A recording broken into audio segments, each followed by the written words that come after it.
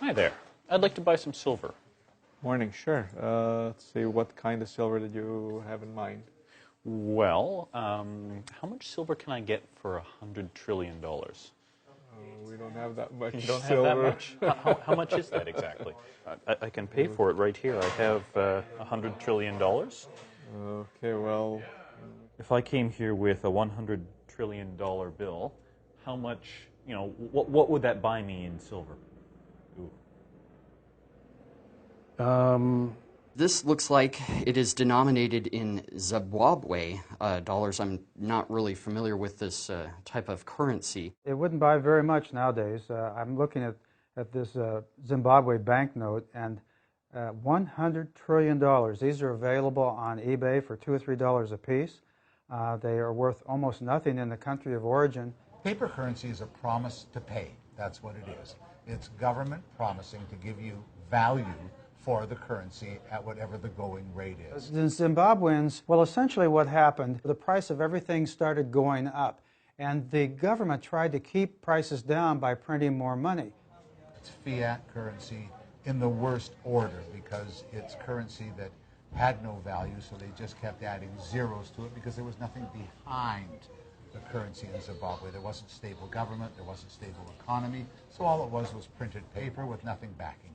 And when paper money was invented by the Chinese, and then other cultures picked this up over time, these were actually a kind of a note as a substitute for the gold and silver, which was held in a secure area, and you could go and get your gold and silver, and as long as you realized you could do that, then you had confidence to hold that money, which is a substitute. Well, precious metals are one of the few financial instruments in the world that have no liabilities to anyone or anything. So it has no backing or liabilities to any government or any organization. It is essentially just worth its weight in the metal. This is a 1-ounce silver Canadian maple leaf coin. You will find minted right on the bullion. Its weight and purity stamped right on it. I don't like to melt down. This is actually from the Canada Mint. And you never know, down the road this could have a lot more intrinsic value than you would think years down the road, depending on what silver is going to climb to. I had some coins here. I made bowls of it. They were that size. They were coins of the United Nations 25th anniversary.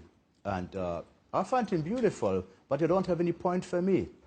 I roll them out and make a nice bowl of it. Huh?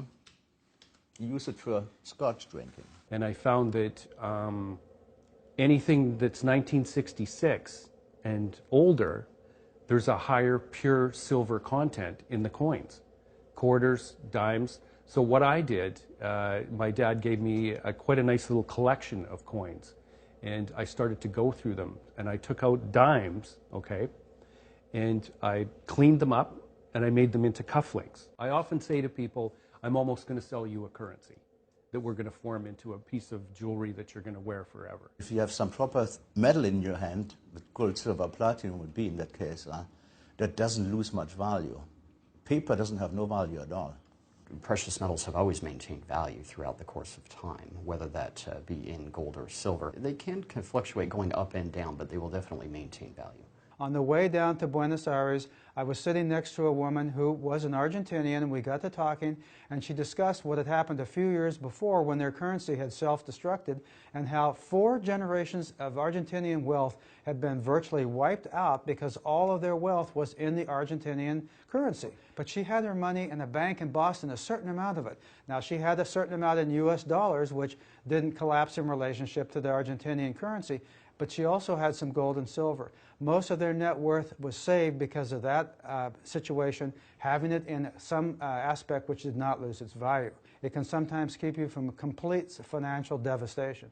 In times of economic stress in the world, hard assets seem to be the assets of favor. So it's not you're going to use it every day, but you put it away as a store of value, as an insurance policy against the fiat or paper currencies losing value. Now, all you have to do is look at the last 10 years to prove out what I'm saying. An ounce of silver from 10 years ago to today has gone up 600, 700% because of the devaluing of the paper.